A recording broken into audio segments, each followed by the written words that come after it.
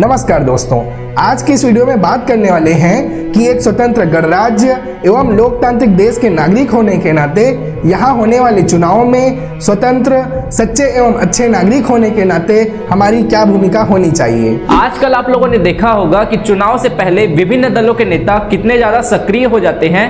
जनता के लिए offers, vacancies और विभिन्न त्योहारों पर स्पेशल गिफ्ट्स इत्यादि घर घर तक पहुंचाए जाते हैं। चुनाव के दौरान राष्ट्रहित, लोकहित और समाज हित के बातों को किनारे रखते हुए नेताओं का प्रमुख उद्देश्य कुछ लोगों की संकीर्ण मांगों को पूरा करना ही रह जाता है। आम जनता भी छोटी मोटी पिकनिक, कुछ पैसों की लालच और अनेक संकीर्ण मांगों को चुनावों का मुद्दा मानते जा रही है। दोस्तों, आजकल राजनीति में राजनीतिक मुद्दों के मतभेद की जगह जनता में व्यक्तिगत मतभेद होता जा रहा है। क्या ये सही है? आजकल देखने को मिलता है कि जो प्रत्याशी चुनाव में जितना ज्यादा खर्चा करता है उसे ही वोट देने की मानसिकता बढ़ती जा रही है। क्या यह मानसिकता सही है? समाज में हो रहे इन बुराइयों को देखकर कुछ लोग सोचने लगते हैं, इसमें हमारा क्या जा रहा है। क्या ऐसा सोचना सही है? आइए आज की इस वीडियो में इस प्रकार के बढ़ते हुए ट्रेंड पर विस्तार से चर्चा करते हैं और ये कितना सही है या कितना गलत, इसके दूरगामी परिणाम क्या हो सकते हैं, इन सभी बातों पर तथ्यों के आधार पर विस्तार से चर्चा करते हैं।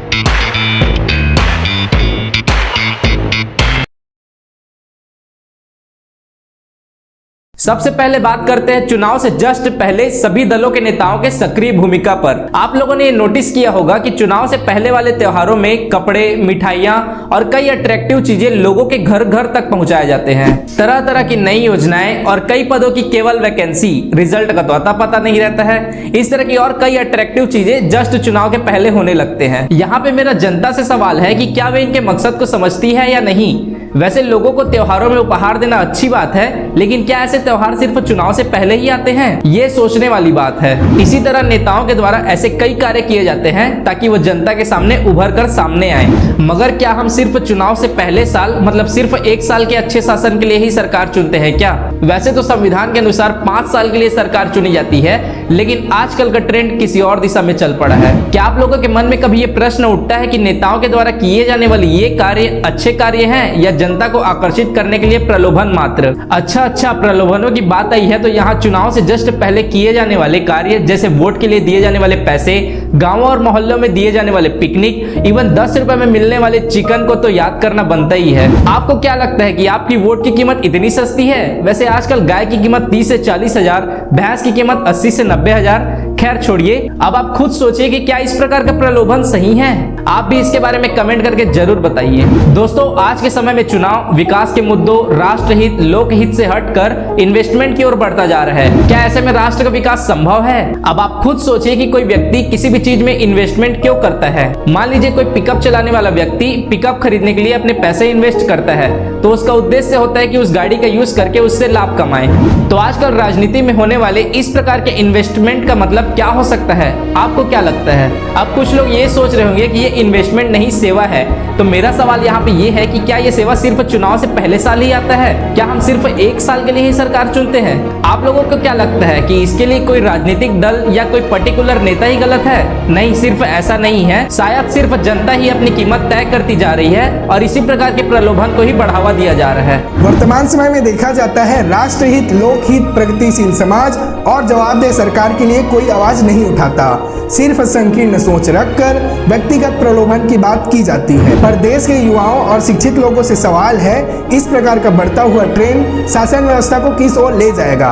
क्या इस प्रकार की विचारधारा से प्रगतिशील समाज की स्थापना संभव है? मिडिल क्लास फैमिली के लोग सोचते हैं कि मेरा बेटा इस गरीबी परिस्थिति से निकलकर मेहनत करके एक दिन बड़ा आदमी बनेगा। इस स्थिति में तो वे अपने बच्चे के लिए मेहनत की बात करते हैं, लेकिन चुनावों के दौरान प्रलोभनों में आकर जो ज्यादा प्रलोभन दे उसकी ओर झुक जाते हैं। मतलब ये है कि जब बात अपने बच्चे पर आती है तो वे इस बात का समर्थन करते हैं कि राजा का बेटा राजा नहीं होगा, राजा वही होगा जो मेहनत करेगा। किंतु चुनावों के दौरान प्रलोभनों के कारण ज्यादा प्रलोभन देने वाले को वोट देकर राजा को राजा बनाए रखने का समर्थन करते हैं। इस परिस्थिति में लोग राष्ट्रहित, लोकहित और समाज हित के मुद्दों को छोड़कर प्रलोभनों में ही अटक जाते हैं। इस प्रकार के प्रलोभन से बचा जाए, राष्ट्र और विकासशील समाज के निर्माण के मुद्दों को ध्यान में रखते हुए वोटिंग की जाए। पहले के समय में बात थी जब लोगों में शिक्षा का अभाव था और लोग अज्ञानतावश इस प्रकार की गलतियां कर बैठते थे। अब के समय में ज्ञान का प्रसार होता जा रहा है, लोगों को जागरूक होना पड़ेगा और अपने विवेक का प्रयोग करना पड़ेगा। गलती करना बुरी बात नहीं होती, मगर गलती जानबूझकर करना गलती से बढ़कर अपराध की भांति होती है।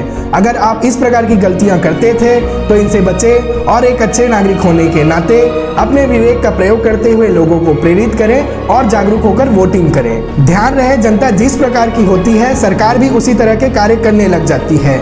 अगर हम जागरूक होकर संपूर्ण समाज, राष्ट्र के कल्याण और प्रगतिशील समाज की स्थापना की बात करें तो सरकार के द्वारा इन्हीं मुद्दों को महत्व दिया जाएगा।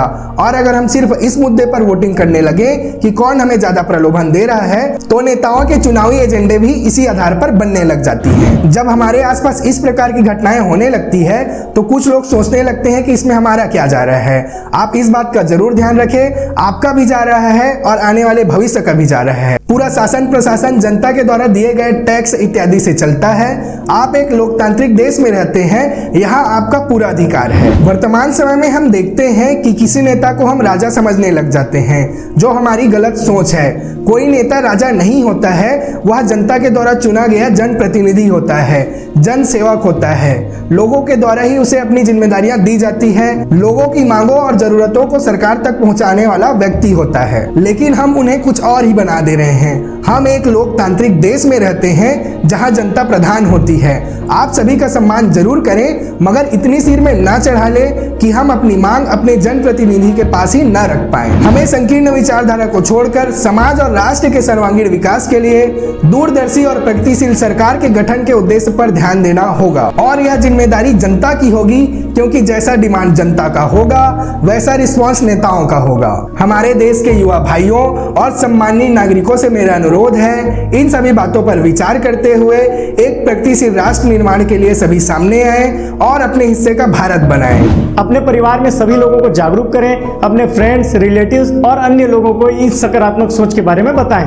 ऐसा करते करते शायद पूरे जनता तक आपकी सकारात्मक सोच पहुंच जाएगी। अगर आप ज्ञान रहते हुए भी छुप कर बैठे रहेंगे तो यह बुराई शायद खत्म नहीं होगी, बल्कि और व्यापक रूप ले लेगी। वैसे आप लोगों ने जरूर ये नोटिस किया होगा कि चुनाव के दौरान नेताओं के सहायक बनकर इस प्रकार के प्रलोभनों में सहयोग करने वाले आपसे कम जानकार होते हैं, लेकिन अज्ञानता के अभाव में वे भी इनके समर्थक बन जाते हैं। वैसे सिर्फ इसमें उनकी गलती नहीं है, क्योंकि वे खुद इस दूरदर्शी सोच से अज्ञात हैं। अगर 300 रुपए प्रतिदिन मिलने वाले किसी व्यक्ति को कुछ घंटों के 500 मिलने लगे तो वह अपनी आजीविका के लिए यह करेगा ही, लेकिन यह आजीविका सही नहीं है जो राष्ट्र को गलत दिशा में ले जा रही हो। आप सब इनसे ज्यादा ज्ञान रखते हैं, इसलिए आप अपने स्तर पर जरूर प्रयास करें। कम से कम अपने परिवार, अपने दोस्तों को प्रेरित करें और उन्हें भी अपने निजी व्यक्तियों और परिवार को प्रेरित करने को कहें। इस प्रकार इस चैन रूपी जागरूकता से एक प्रगतिशील और दूरदर्शी सोच रखने वाले समाज और राष्ट्र का निर्माण किया जा सकता है। अगर किसी गलत चीजों को विज्ञापन और ज्यादा लोगों के द्वारा इसका बार बार समर्थन किया जाए तो गलत चीज भी सही परिलक्षित होने लगती है। शिक्षित एवं जागरूक लोगों को उठकर गलत के खिलाफ आवाज उठाना होगा।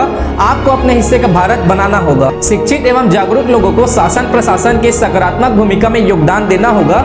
आपका सकारात्मक योगदान अच्छे राष्ट्र के निर्माण में महत्वपूर्ण भूमिका निभाएगा। आप अपने विवेक और बुद्धिमत्ता का प्रयोग करते हुए मतदान करें और प्रगतिशील तथा दूरदर्शी सोच रखने वाले सरकार के निर्माण में अपनी महत्वपूर्ण भूमिका निभाएं और अपने हिस्से का भारत बनाएं। एक और विषय पर बात करना जरूरी है। आजकल देखने को मिलता है कि एक ही गली मोहल्ले गांव के लोग चुनाव के दौरान किसी राजनीतिक दल से भावनात्मक जुड़ाव के कारण एक दूसरे के विरोधी बन जाते हैं और यह विरोध इतना व्यापक रूप ले लेती है कि वे एक दूसरे के दुश्मन तक बन जाते हैं। पर क्या आपने किसी राजनीतिक दल के नेता से किसी दूसरे राजनीतिक दल के नेता के लिए इस प्रकार का दुश्मनी देखा? वे तो विभिन्न अवसरों, त्योहारों, सम्मेलनों इत्यादि में एक साथ हाथ मिलाते और खाना खाते नजर आते हैं। वास्तव में राजनीति में मुद्दों की लड़ाई होती है, किसी से व्यक्तिगत दुश्मनी नहीं। लेकिन आजकल छोटे बड़े शहरों में ऐसा देखा जाता है, राजनीतिक दलों से भावनात्मक जुड़ाव के कारण अपने ही लोग अपनों से दूर होते जा रहे हैं। इन सब चीजों से हमें बचना होगा। चुनावों में राजनीतिक दलों के मध्य मुद्दों में मतभेद होता है, व्यक्तिगत मनभेद नहीं। इन सब बातों का जरूर ध्यान रखें। चुनावी मुद्दों के मतभेद को व्यक्तिगत मतभेद ना बना लें। इस वीडियो को देखने के बाद आपके मन में और कौन से सवाल हैं और आपके कौन से विचार हैं, कमेंट करके जरूर बताएं। आप सभी को कहना चाहूंगा, यह वीडियो किसी पर्टिकुलर व्यक्ति, संगठन या राजनीतिक दल से प्रेरित नहीं है और न ही किसी को गलत ठहराया जा रहा है। यह सिर्फ जनता को जागरूक करने के उद्देश्य से बनाया गया है। कोई भी व्यक्ति इसे स्वयं पर ना लें। आपको हमारे यह प्रयास कैसा लगा, कमेंट करके जरूर बताएं और इस वीडियो को ज्यादा से ज्यादा शेयर करके लोगों को जागरूक करें। धन्यवाद। जन जन को उठकर आगे आना होगा, जन जन को उठकर आगे आना होगा, समाज कल्याण में महत्वपूर्ण भूमिका निभाना होगा। आपको अपने हिस्से का भारत बनाना होगा, आपको अपने हिस्से का भारत बनाना होगा। बुराइयों को छोड़ अच्छाइयों को गले लगाना होगा, बुराइयों को छोड़ अच्छाइयों को गले लगाना होगा। सच को स्वाभिमान से अपनाना होगा, आपको अपने हिस्से का भारत बनाना होगा, आपको अपने हिस्से का भारत बनाना होगा।